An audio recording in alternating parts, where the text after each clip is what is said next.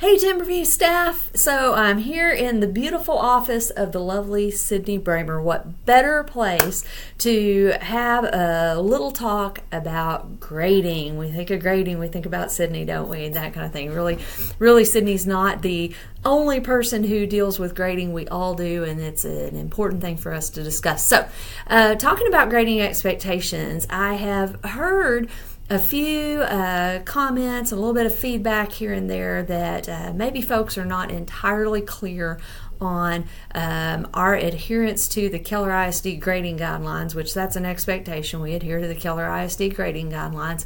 And then also where we are as a campus philosophically on grading. And that's an important topic, so I want to provide some clarification for you and make sure that we're all on the same page.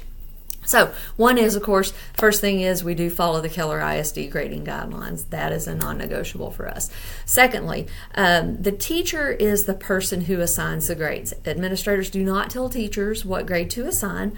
Administrators can certainly advise teachers on proper grading practices and practices that are fair and equitable for students, and ultimately that the grade should be a reflection of student learning.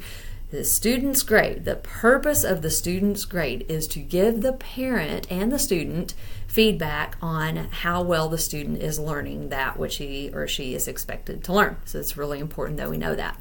On this campus, we have a philosophy that a 0 does not measure student learning. That's an expectation that I have had in place since we opened this building. We have talked about this. We've talked about the research from Gusky. I'll probably share some information on that later in the faculty meeting as well. But a 0 does not measure student learning. When you assign a child a 0, you're pretty much just giving them a cop-out on the work that you've assigned. So if the work is important, if you've assigned the work as a classroom teacher, if you've assigned work to a student, then you're saying to the student, this work is important for you to give to me in order for me to assess whether or not you are learning.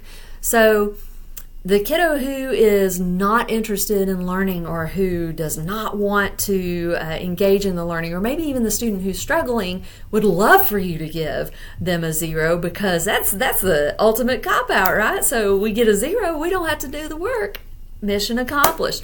And most of the kids who are disengaged with the work to begin with or are uninterested in turning in the work really aren't super worried about how that 0 impacts their grade anyway, because all of that is not important to them. So don't let a student who is in that situation off the hook by giving them a 0, because you give them a 0 and you have no way to assess the student's learning. A 0 is not a measure of students working. Let's talk about the work that you're assigning to students. If you're assigning work to students, then the assumption is that that work is meaningful. It's meaningful for the students. When work is not meaningful for students, then students won't do the work. And so when you have students who are in masses not completing assignments for you, ask yourself the reflective question, well, is the work that I'm assigning the students meaningful to them? Is the learning meaningful to them? Because I think in most situations, if the work that you're assigning is meaningful to the student, if they're interested in it, if they care about it, they're going to get it done for you. So you know what else doesn't measure learning is a completion grade. Now, completion grade is a grade where you're just filling in a 50 or you're filling in a 70 or you're filling in a whatever the grade may be to fill in a space so that you're complying with the expectation not to give a 0. That's not okay either, friends, because that's still putting an arbitrary and capricious and inaccurate grade in a grade book that does not reflect student learning. Completion grades do not reflect student learning. So I've heard people say, well, Jackson just wants us to give all 50s when kiddos don't turn in the work. No, that's not correct. I want the student to turn in the work. I don't want you to assign a filler grade, whether it's a 0 or a 50 or a 70 or whatever it is. I don't want you to assign a filler grade to falsely portray to the student and to the parent and even to yourselves and to campus administration how well that student's progressing. A completion grade is not an accurate measure of student learning as well. So it's almost educational malpractice to put in a grade that is not reflective of what the student has learned. A completion grade doesn't measure student learning. A 0 doesn't measure student learning.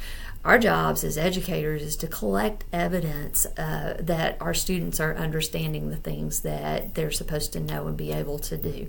And so it's really important for us to make sure as teachers that we're assigning the grade that gives the students, gives the families, and gives us as a school an accurate picture of how well the student is learning the important things that we're trying to teach them every day. And so remember that as a teacher, you have the power and you have the authority to decide the child's grade, and you have the moral imperative to make sure that that child's grade reflects student learning. So there are no funny, weird expectations. It's very simple.